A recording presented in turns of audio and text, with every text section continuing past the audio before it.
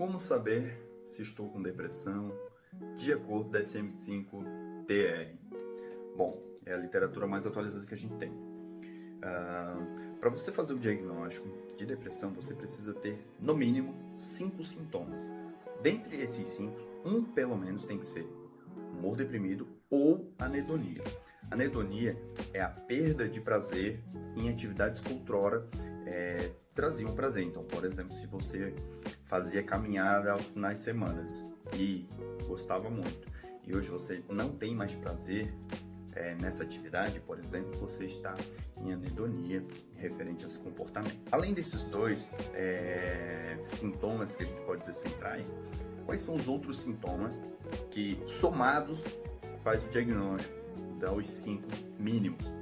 Alteração do sono, ou seja, um sono prejudicado, como por exemplo hipersonia, o paciente dorme demais, você pode estar dormindo demais, não necessariamente é depressão, mas isso é um sintoma. O paciente pode referir agitação psicomotora para mais ou para menos. Ele pode também referir baixa concentração, dificuldade de prestar atenção, raciocínio lentificado. Além disso, é bem comum os pacientes referirem uma diminuição da energia durante o dia, né?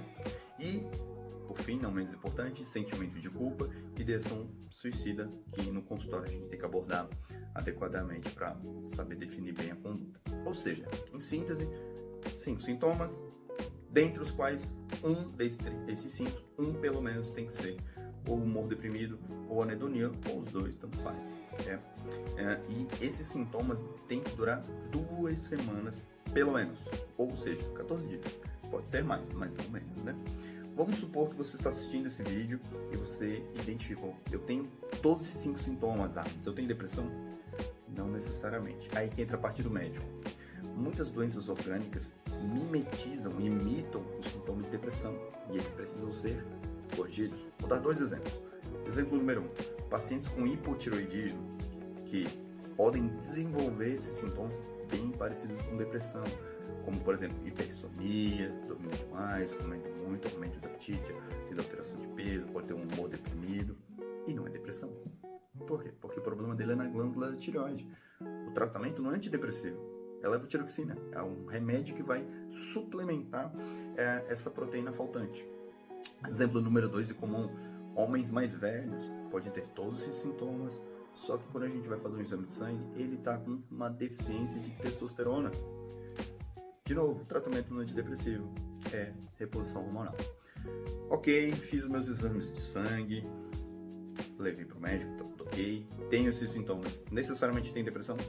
De novo, aí envolve um terceiro elemento que precisa ser investigado, que é o contexto social. Por quê? Vamos supor que esses seus sintomas eles vieram a partir de uma perda de emprego, por exemplo.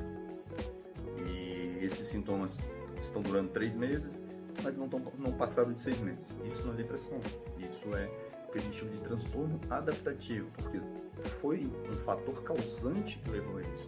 Diferente da depressão, que além do contexto social poder potencializar o problema, existe uma diminuição de neurotransmissores que prejudicam ali o raciocínio, e por isso a medicação, a farmacologia acaba sendo mais adequada. E por que é importante diferenciar o transtorno de adaptação da depressão? Porque o transtorno de adaptação ele cede, vamos assim falar, muito melhor à psicoterapia. Em contrapartida à depressão, normalmente se associa psicoterapia à medicação, além de outras medidas comportamentais, atividade física, boa alimentação, melhora de qualidade de sono. Ok? Então, em síntese, 5 sintomas, um deles tem que ser pelo menos humor deprimido ou anedonia e tem que durar no mínimo 14 dias. Se tiver isso, não tiver alterações orgânicas e não tiver estressores sociais ou que causaram isso, ou os estressores sociais só estão potencializando, aí a gente faz o diagnóstico de depressão. Por isso, dado todas essas variáveis, procure um médico.